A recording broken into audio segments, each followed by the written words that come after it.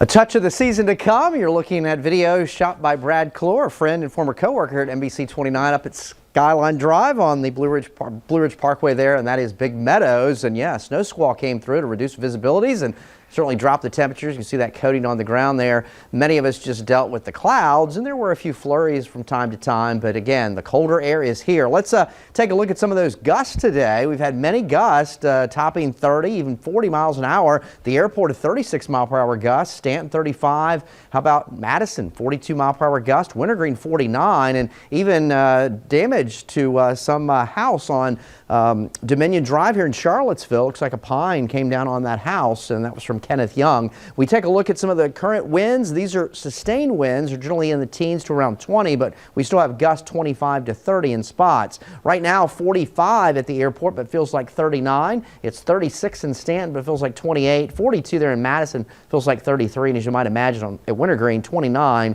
feeling like it's in the middle teens. So widespread 20s here tonight. We are in the deep freeze. We've got a chill tomorrow. We'll be in the 40s. It won't be as windy, but it'll still be breezy. And again, that'll be our coldest day of the week, and we're still going to have another cold start early Thursday morning. So the next 2 nights, early mornings, will be cold. We're back in the more seasonable 50s here on Thursday. Then we're going to warm into the 60s as we close out the week, and we look to take that into the weekend as well. So it's a quick shot of some colder air. Again, earlier today, we've had a few little snow showers along the higher terrain, but most of us just seen some of the cloud cover. The front that came through here this morning is offshore now, but the wind flow obviously out of the northwest, that's moisture coming downwind of the Great Lakes, but you get across the higher terrain out towards Snowshoe and Canaan, and again, that's where snow is piling up on those higher ridge tops. But the flow in the atmosphere is one out of the northwest. You can see some of the cooler air here, and basically we're under the influence of a trough or dip in the jet stream, but it's not going to hang around for a long period of time. So that means tonight and tomorrow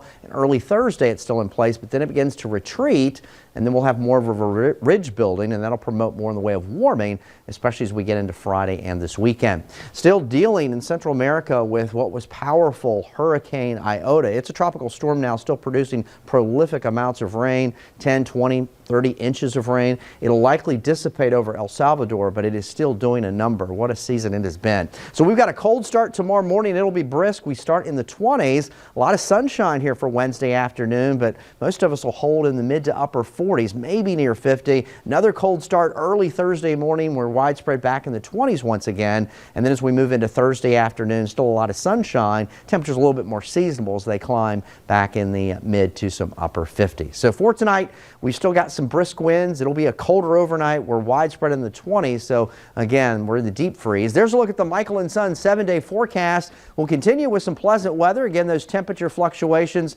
a quick shot of this cold air, and then it's out of here by the end of the week, and we'll take those 60s into the upcoming weekend. Still looking dry into early next week. We'll be right back.